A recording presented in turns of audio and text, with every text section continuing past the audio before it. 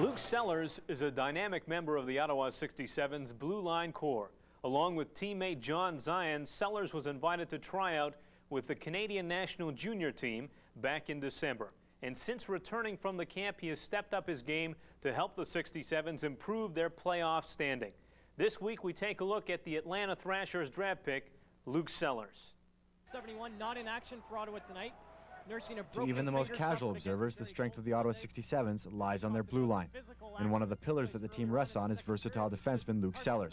The second-round draft pick of the Atlanta Thrashers in 1999 came into the season with high expectations, but injuries have slowed him.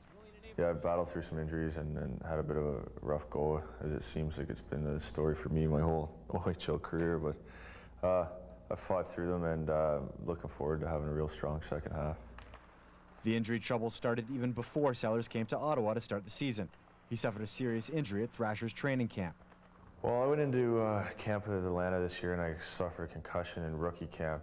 So it was a pretty severe one, so I didn't get to take part in the main camp. I stayed down there in Atlanta and just worked with the doctors and worked in rehab. So it was kind of frustrating that way. I didn't really get a chance to get a good shot at it. NHL training camp is not the only extra hockey the tough young defenseman has played this year.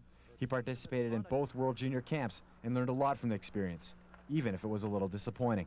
For myself as a player, it was a great experience. I got to play with the best players in the world for my age group, and what more can you ask for? So it was great just to see the level that some guys are at and the level that you need to get to move on to better leagues. So it was great, and all I took out of it was positive, except for the letdown at the end. But I mean, that's the way the business works, and you gotta be prepared for that. Sellars judges his individual play on team results. He knows the 67's have been playing below their high expectations, but he's expecting a much better second half. It doesn't look like any changes are going to be made player-wise as trades go, but so we're going to try and win it with what we've got, and I think what we do have is pretty good. It's just a matter of everybody gelling and coming together. Some personnel changes did take place on the 67's defense corps around Christmas. With John Zion moving to forward and newcomer Carter Trevisani defecting from U.S. college, the blue line is changing.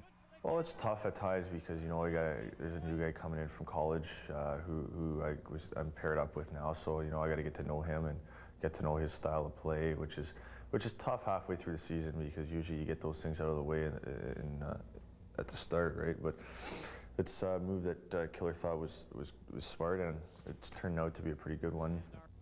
If Luke can find the happy medium between aggression and restraint, 67's fans will be treated to one of the best young defensemen in the OHL. And Ottawa will truly boast the most complete blue line in the league. In Ottawa, for OHL This Week, I'm Adam Kaminsky.